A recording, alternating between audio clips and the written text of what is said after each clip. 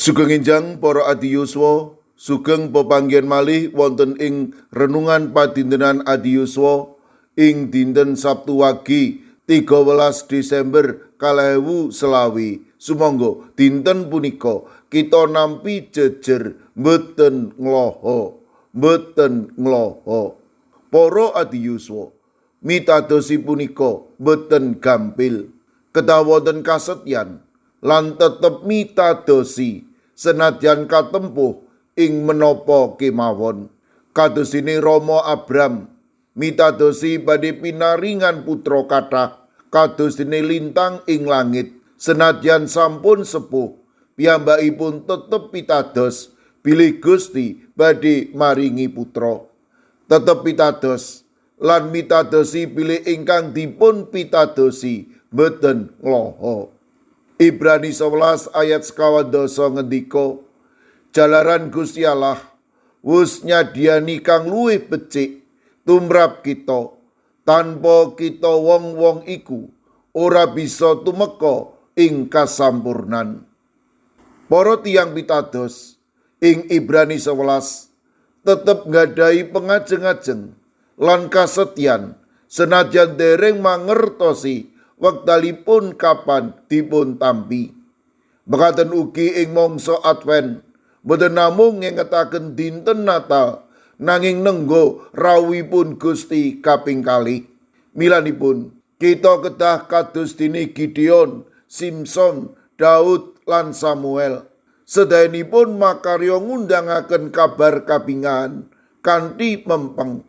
Malah kepara nampeni kasangsaran lan ugi sedo belani kapitadosan senadyan dereng wetah nampi menapa ingkang dipun pitadosi. Nanging karana pitados tetep kemawon nindakaken kersanipun Gusti. Para adiyuswa, mangsa Advent ngemutaken kita amrit tetep setya ing janjinipun Gusti. Senadyan kita dereng tamtu nampeni sedaya prasetyanipun Gusti. Ewa semanten kita kedah mangertosi sinten ingkang janji. Gusti mboten badhe nglirwakaken janjinipun. Janjinipun Gusti mboten ngloho. Gusti badhe tetep netepi janjinipun. Monggo kita gesang ing mangsa Advent Natal kalayan pitados ingkang kiyat kados dene para saksi kapitadosan saderengipun kita. Amin. Sumangga kita ndedonga.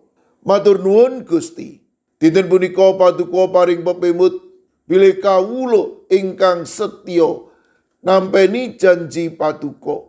Kawula pitados prasetyan paduka menika boten ngloho lan paduka tansah makarya ing satata gesang kawula. Kawula pasrahaken para adiyuswa dalasan anak putu kawula ing pundiya papan. Monggo paduka ingkang reksa, paduka ingkang mitulungi, paduka ugi ingkang tansah maringi berkah-berkah wonten ing padintenanipun.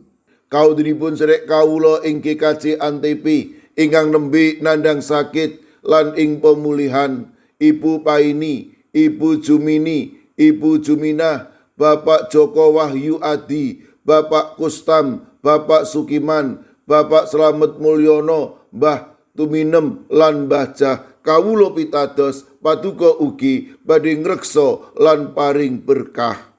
Mirunggan kala pasrahaken sederek Nena putranipun Bapak Beni ing wilayah sekawan GKJ Magelang ingkang wedal sakmangke nembe nandhang sakit ing griya sakit Bandung. Sederek kawula ing GKJ Telepok kawula pasrahaken Ibu Wirya Sumarto, Bapak Yutam, Bapak Karyadi, kawula pitados paduka ingkang badhe maringi bagas kesarasan.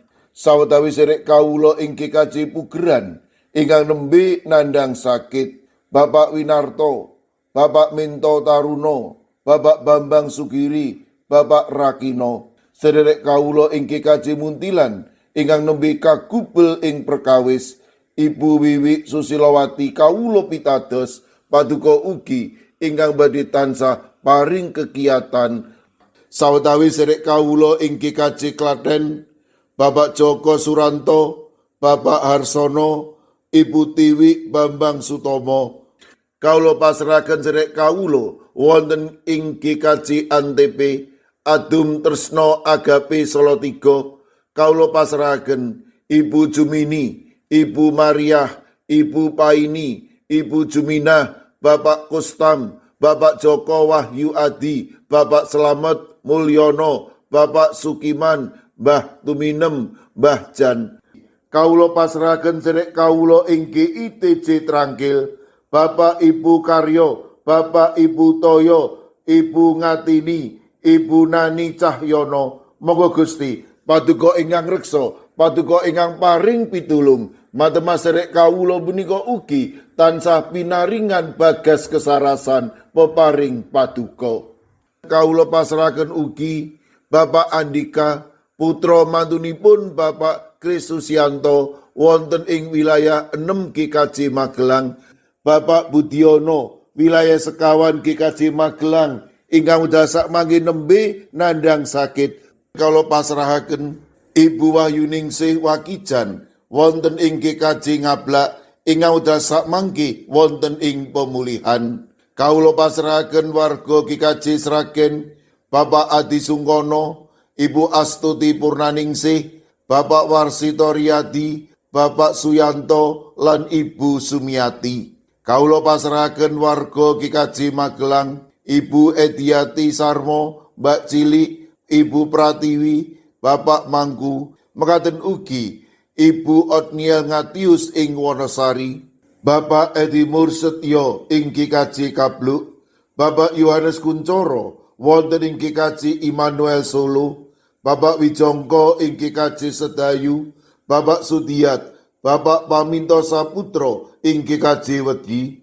Kawula pasrahaken ing GKJ Krapyak sedherek Setianti, ing GKJ Mijen Ibu Purwaningsih Sunaryo, Ibu Elizabeth Indarwati, Bapak Bambang Setyo Margono, Bapak Moses Taji, Bapak Budiman Gultom ing Banyumanik, Bapak Daniel Agus Suwarso, Ibu Arung Puji ing GKJ Pamung Utomo Kalinegoro, Bapak Martiono, Bapak Margono, Ibu Marsudi, Ibu Sri Widardi, lan Bapak Arto. Sedherek Esti wonten ing Wonocatur, kawula pasrahaken sedherek kawula wonten ing Semarang Barat, Ibu Lini Sutopo. Sedherek kawula wonten ing GKJ Ungaran, Bapak Hono Hadi Prasetyo, Bapak Resbiarto, Ibu Ratiningsih, Ibu Dewi Teguh, Ibu Kristini Sunaryo, Ibu Suhantini Hadiono, sedherek Dwi Putro, Ibu Sugito, Bapak Sembiring, Ibu Surisno, Ibu Munarti, lan Bapak Ibu Tukiman.